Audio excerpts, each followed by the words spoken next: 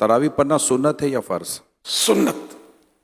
تراویح کی کل کتنی رکعتیں، 8، 10 یا 20؟ 20 کیا تراویح بیٹھ کر پڑھ سکتے ہیں؟ پڑھ سکتے ہیں، مگر کھڑے ہو کر پڑھیں کہ بعض علماء کا اس میں یہ قول سخت بھی ہے کہ کھڑے کھڑے ہی پڑھنی ہے۔ تراویح پڑھنے کا وقت کب سے کب تک ہے؟ عشاء کے فرض پڑھنے کے بعد سے لے کر صبح صادق تک، سحری کا وقت ختم ہونے تک۔ اگر کسی نے ایک دن تراویح نہیں پڑھی تو کیا اس کی قضا ہے؟ نہیں، صبح صادق ہو گئی تو تراویح کا ٹائم ختم ہو گیا، اب اس کی قضا بھی نہیں ہے۔ تراویح میں قرآن پاک ختم کرنا ضروری ہے؟ سنت موقدہ علی الکفایہ، یعنی کہ کچھ لوگوں نے مسجد میں قرآن کریم تراویح میں ختم کر لیا تو اب یہ کہ سب پر ساقط ہو گیا، معاف ہو گیا۔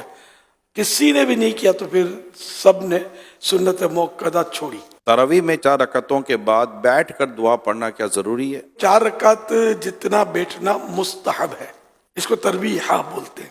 بہار شریعت جلد پہلی، پیج نمبر 609، مسئلہ نمبر 13۔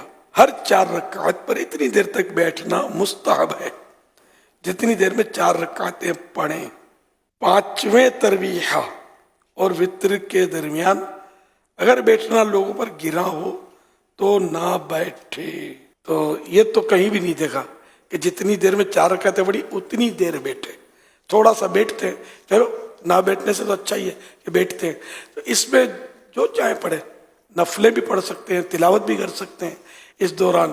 اور یہ ہمارے جو دعا مشہور ہے تراویح کی، وہ بھی پڑھی جا سکتی ہے کہ وہ بھی اللہ تعالیٰ کی حمد ہے۔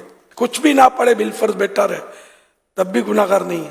کیا عورتوں پر بھی تراویح لازم ہے؟ جی ہاں، ان کو بھی، عورتوں پر بھی سنت موقدہ تراویح وہ اپنے گھر میں اب الگ الگ پڑھیں گی۔ کیا مسافر تراویح پڑھا سکتا ہے؟ پڑھا سکتا ہے، امامت کے اگر اہل ہے تو۔